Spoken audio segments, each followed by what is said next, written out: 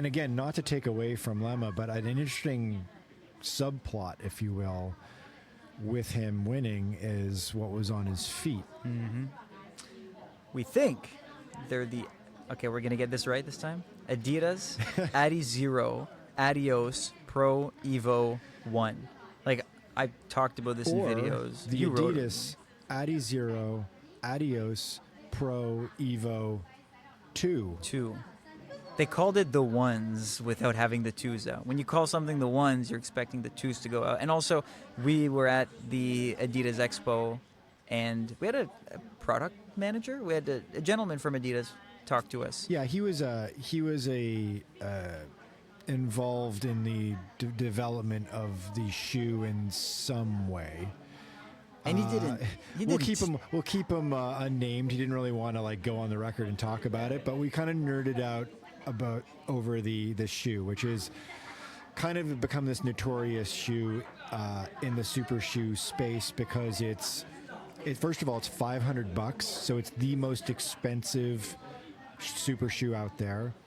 It's like physics breaking, mind meltingly light. It's under 5 ounces. I think it's 4.9 ounces for the men's 9 tester weight or tester size. Like, this is a shoe they had I think 3 pairs or something available at the expo, which was shocking because they only made 500. And when you pick the shoe up, your hand kind of drops because you anticipate, your brain is like, oh, it's going to be this weight, and it's in fact that weight. It's like it's completely wild. And we'll talk about actually having the shoe in our hands and sort of looking at it in a second. But the main kind of controversial element of this shoe is this idea that it was only good for one marathon before what? I don't know. It implodes beneath your feet. Bursts into flames. It's like, yeah, you're like, what, 10K into the second marathon, and there's just this they burst into flames. Disintegrates into ashes. And then you find yourself running on bare feet. Turns out that's all BS. That's or just inaccurate. And so we had a long chat with this let's call him Mr. Adidas. We had a long chat with Mr. Adidas, and he kind of walked us through it as we're looking at this wild shoe. Turns out that's totally incorrect. They believe, they didn't want to be quoted, but he said upwards of 200 to 250 miles you could get out of this shoe, which is sort of the range that Nike is floating for the Alpha Fly 3 in terms of durability. I have a tough time believing that the Evo 1 would get through even 200 miles. I have a tough time believing it would get through 4 or even 3 marathons. I understand why people thought that this was a shoe that was going to just completely evaporate in the second marathon, because it feels that way. I held it up to the light to take a photo of it because I wanted to kind of accentuate the translucence of the upper, and it just the light just passes right through it. It's like a ghost of a shoe. It's this apparition of an upper, yeah, there's something missing. It's my guess is that most shoes, especially super shoes, now have a massive chunk at the lower, like a grippy track maybe. This was just like molten asphalt. It was just smooth. You had your foam, probably some carbon in there, and then just a smooth lower. There was a part of this thing missing. And, I appreciate how hard it is to make a shoe under 5 ounces. I used to wear these, they were a Mizuno shoe back, way before super shoes. The Mizuno Wave Universe 5. Mizuno Wave Universe 5. They were 2.9 ounces. You chucked them into the wind, and they blew away.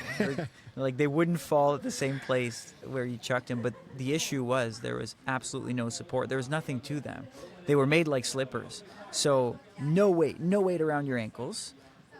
And then you'd pay for it the next day. Yeah. If Adidas managed to make a shoe that's almost as light as that, but also has some carbon in there and some super responsive foam that can actually save your legs, that's quite the feat of engineering. And then to think that there might be a second version coming out. So Mr. Adidas, what did he say? He said, I mean, we No, know there's a second there is a iteration of the second, shoe. right. Because Benson Kipruto, who won the Tokyo Marathon in March, was wearing the Evo 2. That was pretty much all but confirmed that he was wearing the prototype second iteration. And if you go in and you check like World Athletics, the governing body of the sport, they require now that so that Nike and others don't pull a fast one on them anymore, that they require that you actually submit the shoe so that it's known. And then there's like a deadline where you have to actually put it into production and release a certain number of pairs for it to be validated.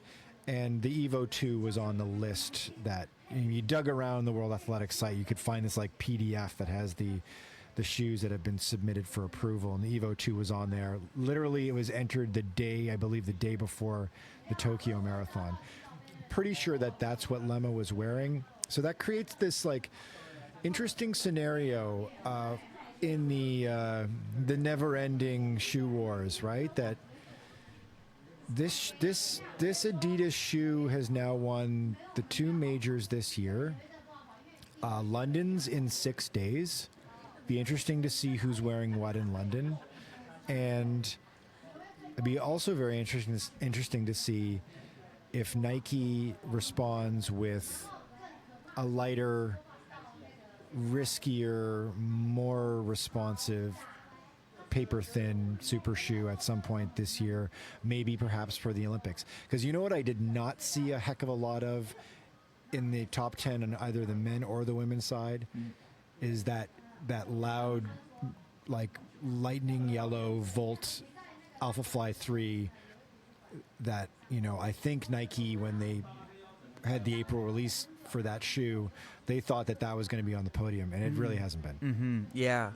Go back 5 years and look at any start line, and Nike dominates. At that point, it was the next percent 2, like hot pink and then super green. Like that was a moment. Nike had everything. And now it's, there's so much parity in it.